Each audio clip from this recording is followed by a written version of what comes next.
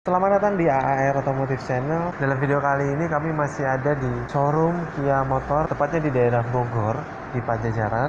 Dan kami juga menyampaikan terima kasih kepada Kia Motor Pajajaran yang sudah memberikan kesempatan kepada kami untuk melakukan review kendaraan yang ada di showroom ini. Dalam video kali ini kita akan membahas sebuah big MPV dari Kia. Ini adalah Kia Grand Sedona.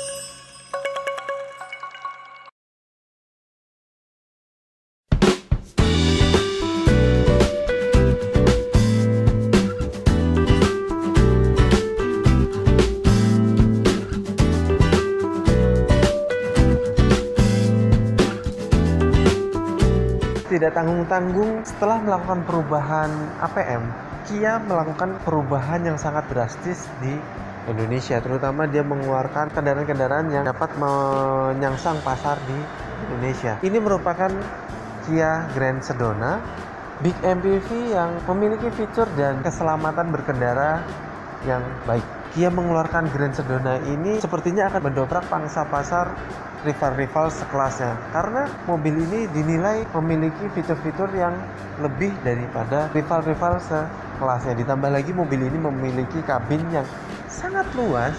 Kalau nggak salah mobil ini bisa menampung orang sampai dengan 11 penumpang. Bener, 11 penumpang, bukan lagi 8 penumpang namun 11 penumpang. Dengan yang pastinya memiliki 4 buah row di dalamnya. Secara desain mobil ini memang sangat besar sekali. Kia itu memiliki desain kaca yang berbeda daripada merek-merek lain, di mana bentuk kacanya itu tidak lurus, dia ada belok-belokan namun memiliki kesan yang lebih elegan dan sporty. Memiliki grill yang cukup besar karena ini memang MPV yang besar, dan grillnya ini dihiasi dengan garnish chrome di sekelilingnya. Kemudian mobil ini juga di depan sudah dilengkapi dengan 4 buah sensor parkir di depan dan memiliki fog lamp 2 baris sudah menggunakan teknologi LED. Kemudian headlampnya juga sudah menggunakan teknologi proyektor yang di dalamnya disematkan teknologi lampu LED. Namun yang sangat disayangkan dari kelampuannya itu adalah pada lampu sannya yang masih menggunakan lampu halogen. Kita buka dapur pacunya.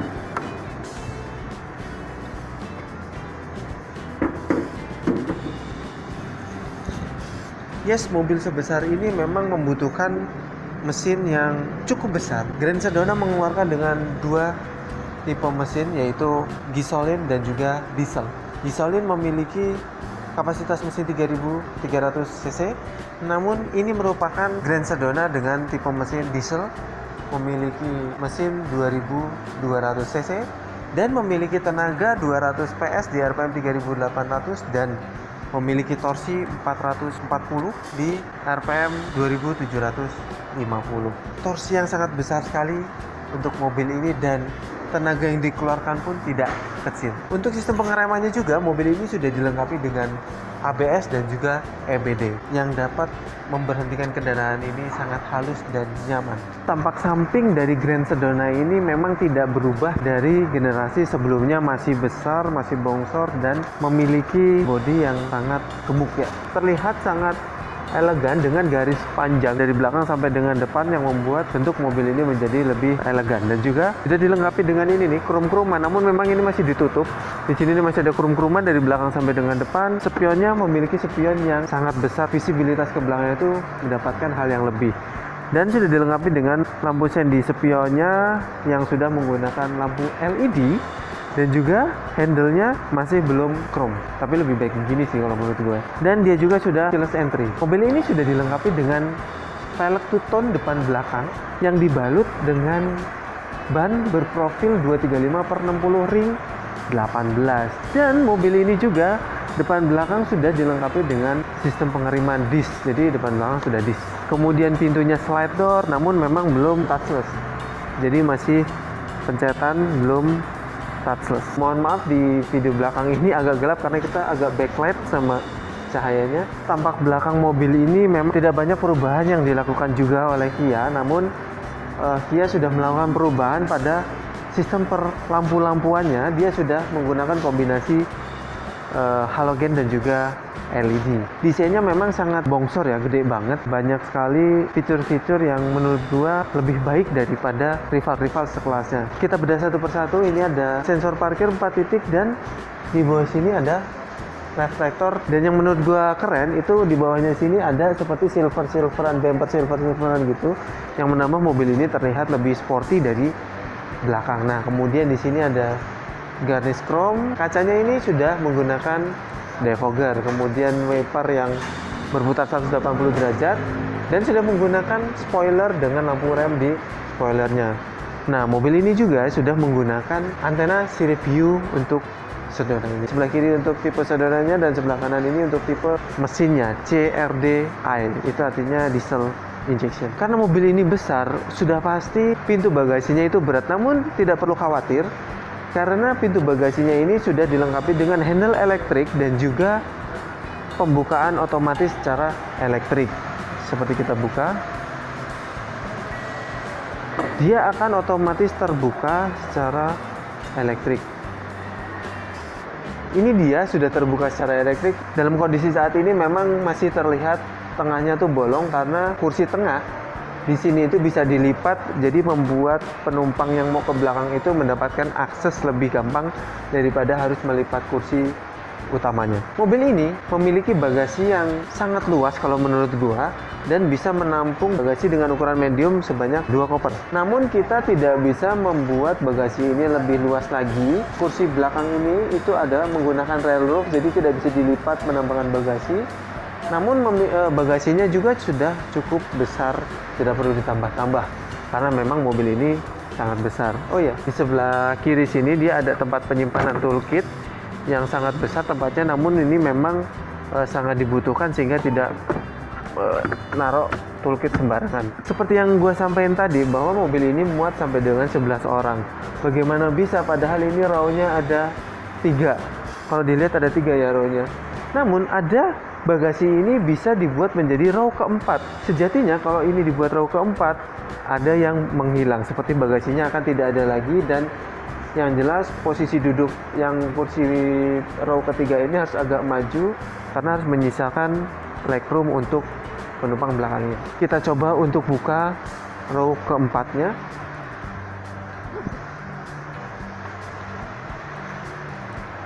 Yes.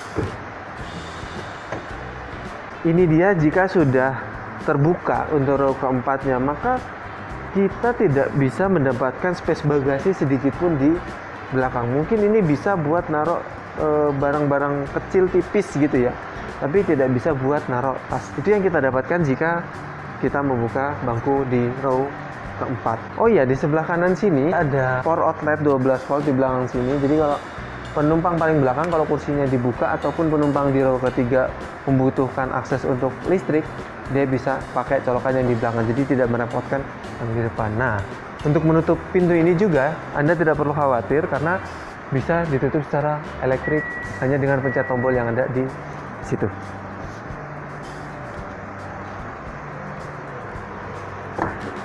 Satu lagi yang ketinggalan, di belakang ini juga sudah dilengkapi dengan kamera mundur di belakang.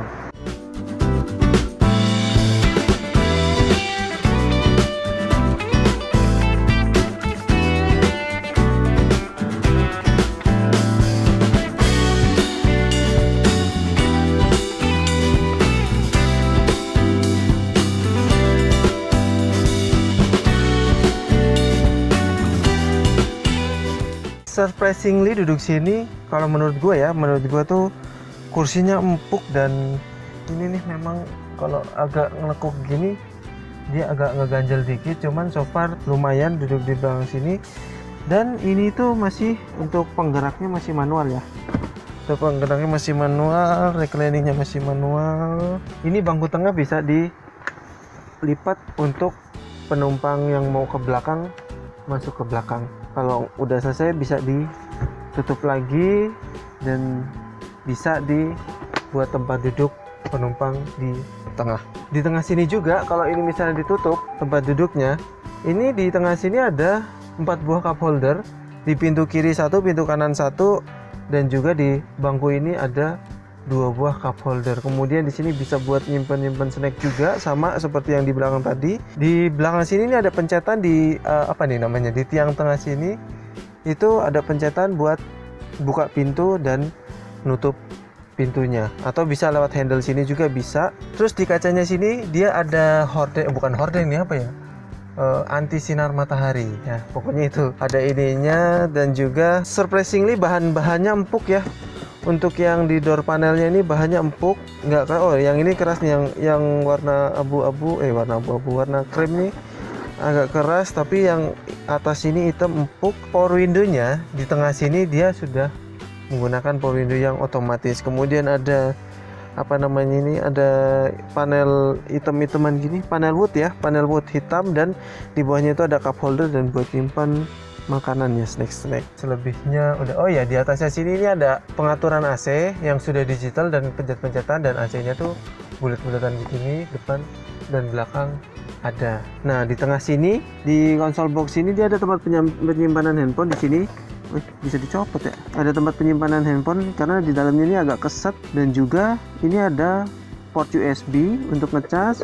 Kemudian ada selorokan, ada laci. Oh ya, di sini ada buat naruh majalah-majalah atau buat naruh handphone bisa juga nih.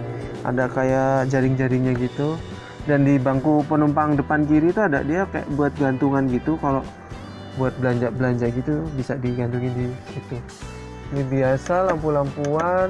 Di tengah sini dia sudah dilengkapi dengan sunroof, ada 2 biji di depan dan di tengah. Dia udah ada sunroofnya juga. Jadi visibilitasnya tuh sudah di atas rival-rival sekelasnya. Berarti cup holdernya nggak ada 4 nih, karena ternyata di sini ada cup holder lagi nih, 2 biji yang dikelilingi sama clear piano black. Berarti di tengah sini cup holdernya ada 6 ya. 1, 2. Penumpangnya ada berapa sih? Oh, penumpangnya 11, jadi cup holdernya banyak. Duduk belakang sini, ini duduk di row ketiga ya.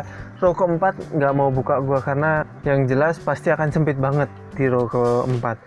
Jadi gue cuman review sampai dengan row ketiga. Dan di row ketiga ini kalau row belakang row keempat nggak dibuka, ya legroomnya masih lega, dan headroomnya surprisingly nggak begitu lega ya. Di belakang sini dia agak tipis dan nggak begitu lega, dan memiliki banyak cup holder di row ketiga ini. Kursi tengah ini kalau nggak dipakai bisa dilipat. Nah, dilipat gini jadi armrest buat penumpang sini, ini bisa dilipat buat jalan dari depan sampai belakang kalau mau ada yang masuk ke row keempatnya. Namun ini juga bisa di posisi kayak gini, jadi bisa menambah buat visibilitas penyimpanan. Di belakang sini cukup banyak cup holder. Di kiri ada 2 cup holder, di kanan sini ada 2 cup holder, di tengah ada 2 cup holder. Totally di row ketiga ini memiliki 6 cup holder. Cukup banyak, dan ada tempat penyimpanan apa nih, snack bisa nih taruh sini nih. Dan posisi duduk kalau menurut gue nyaman, cuman kakinya agak gantung sedikit, dan juga ini agak ngeganjel sih. Mungkin yang tingginya di bawah gua, kalau gua kan 175 cm, itu agak ngeganjel. Cuman yang di bawah 170 ya, 170 kayaknya dia nggak akan ngeganjel. Sedikit banget sih, nanggung banget, sedikit banget ganjelnya yang bikin kurang nyaman.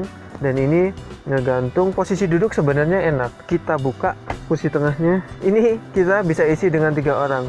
Coba kita duduk di tengah ya. Yes, kita duduk di tengah. Kurang nyaman kalau menurut gue duduk di tengah sini, walaupun ya kondisi legroomnya sama. Yang jelas headroomnya lebih tipis ya. Headroomnya lebih tipis daripada duduk di kanan kiri, karena yang gue rasain duduk di sini tuh agak tinggi dan bangkunya tuh empuk sih, cuman agak kurang nyaman ya duduk di tengah sini. So far oke lah duduk di sini. Gue udah ada di posisi depan. Kita coba bahas satu persatu untuk dashboardnya. Kalau gue lihat dashboardnya ini sangat besar sekali ya, sangat besar karena ini memang mobil big MPV. Jadi dashboardnya menjadi sangat besar sekali kalau dilihat dan panjang sekali ke depan. Namun memiliki visibilitas yang cukup untuk mobil sebesar ini. Kita bahas satu persatu. Panel dashboardnya ini empuk ya, nggak keras dia.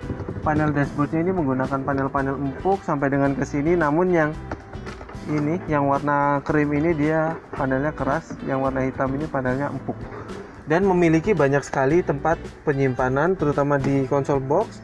Kemudian di depan konsol box ini ada tempat penyimpanan, di depan persneling ada tempat penyimpanan, dan juga di dashboard di atas sini, dan juga ada juga di bawah sini yang sangat besar. Paling kiri itu ada panel AC yang di dikelilingi oleh panel chrome.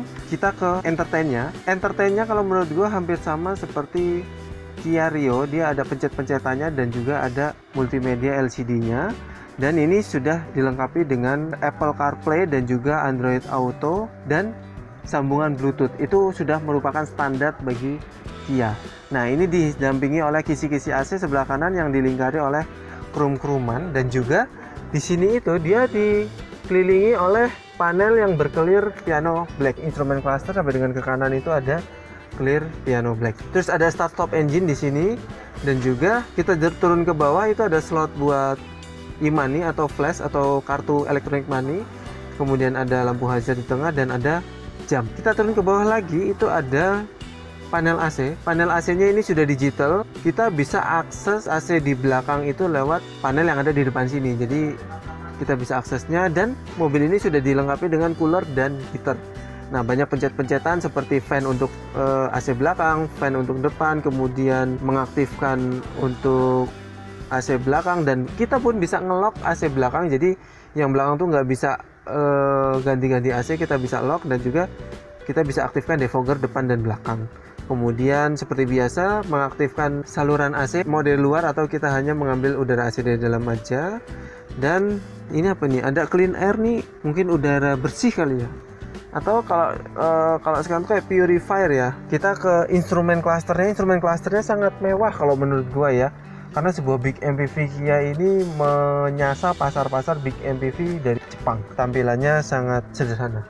Itu dengan speedometer di kanan, RPM sebelah kiri, kemudian di tengah-tengah itu ada yang namanya layar LCD. Namun mobil ini memang masih sangat konvensional sekali, masih memakai jarum-jaruman yang masih sangat konvensional. Dari segi setirnya ini masih dibalut dengan busa-busaan ya. Kita buka sebentar. Nah, yang dibalut dengan busa-busaan tadi itu adalah dia wood panel, tapi ini black wood panel, jadi dia warna hitam. Kemudian ini pakai bahan kulit yang ada jahit-jahitan aslinya. Kemudian untuk mainan jempol nggak perlu khawatir karena sudah disediakan mainan jempol di setirnya. Di sebelah kiri itu dia ada buat akses entertainmentnya, kemudian sebelah kanan itu dia untuk akses MID-nya. Untuk airbagnya, mobil ini dilengkapi beberapa airbag di pengemudi, di penumpang depan, kemudian di pilar A sini sudah banyak sekali airbagnya. Dan bentuk setirnya pun belum menggunakan flat bottom ya, dia masih bulat gitu. Oke, kita tutup lagi untuk wood panelnya. Ke sebelah kanan setir ya, tadi ada panel AC dan ada buat ngatur kecerahan instrumen clusternya. Namun yang sangat disayangkan kalau menurut gue itu kok belum ada buat mengatur lampu proyektornya. Namun untuk mengaktifkan EBD-nya sudah ada. Fitur yang ada di Grand Sedona ini dia pembuka pembuka tangkinya, dia pencetan ya, bukan model tarikan. Dan juga nih di tengah sini nih dia ada buat nyimpen dan tempat penyimpanan handphone, kayaknya ini wireless charging, dan ada port USB dan port AUX di sini.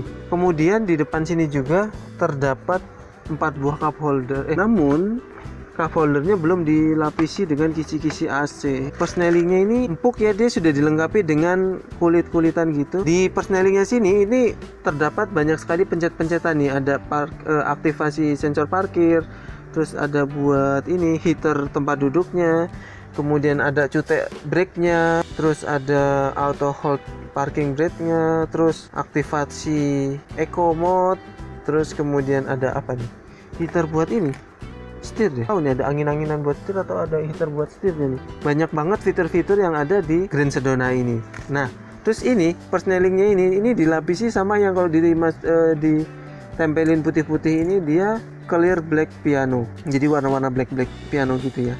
Nah, terus ini ada tempat penyimpanan tadi, dan ini armrest dengan bahan empuk-empukan dengan ada jahitan asli di sininya. Kemudian dibuka, ini dia ada tempat penyimpanan kacamata di atas sini, dan juga konsol boxnya ini luas banget. Yang paling keren lagi di konsol boxnya sini dilengkapi dengan port USB dan juga power outlet 12 volt di dalam sini. Terus posisi duduk nyaman, dan ini bangkunya gede banget dan empuk ya. Jadi enak banget, tapi kurang bakat karena memang kursinya gede dan gua kurus. Jadi nggak bakat gitu. Kalau gua agak gemukan kayaknya sih bakat sih. Yang keren lagi mobil ini untuk settingan kursinya tuh dia sudah elektrik, bukan manual. Bahkan sampai ada buat punggungnya ini ya, buat punggungnya jadi biar agak nyongsong gitu punggungnya. Sudah elektrik juga. Ini di sebelah kiri juga dia bangkunya sudah menggunakan elektrik juga, tidak manual. Dia sudah menggunakan elektrik. Kita ke door panel. Door panelnya tuh dia empuk ya. Yang atas ini empuk, yang krim ini juga empuk, tapi yang krim bawah dia keras. Tapi yang krim atas ini empuk, yang atas hitam ini empuk, terus armrestnya sini empuk, terus ini ada dia panel blackwoodnya ya. Handle pintunya dia sudah menggunakan krum-kruman. Kemudian ada power window yang dihiasi sama krum-kruman juga nih power windownya. Dan mobil Grand Sedona ini power window-nya nih keempat titiknya sudah menggunakan otomatis. Nah kemudian ada electric mirror, dia juga electric mirrornya sudah menggunakan electric mirror retract otomatis dan ada buat ngatur electric mirrornya. Sun visor sudah ada kacanya dan kalau dibuka nih dia lampunya otomatis nyala. Kalau di mobil sebelumnya yang gua review itu Kia Rio kita bisa nyeklek-nyeklekin lampunya. Kalau di Grand Sedona ini kalau kita buka kacanya dia otomatis nyala. Kanan kiri ya ada ya. Nah kemudian ini ada defogger di depan dan juga lampu spion tengah ini dia sudah otomatis untuk dynamic-nya. Jadi udah simple. Nah kemudian di sini ada spion kecil ya, di sini buat ngeliat ke belakang. Kita bisa juga untuk membuka bagasi belakang dari depan karena di sini ada tombolnya dan kita bisa membuka pintu tengah itu dari depan juga. Nah kita juga karena ini menggunakan dual sunroof di depan dan di tengah, kita juga bisa akses dua-duanya dari depan. Kalau di belakang tadi bisa akses sunroof tengah, namun kita juga bisa buka sunroof dari depan juga. Nah lampu-lampuan ini kalau Grand Sedona ini udah pakai LED ya, lampu-lampuannya dia udah bukan halogen lagi, lampu di dalamnya sudah LED. Oh ada tambahannya, ada buat penyimpanan apa nih? Di sini ada tempat buat penyimpanan tapi kita belum bisa buka karena ini masih plastik kan. Next time aja kalau kita beli kita bongkar.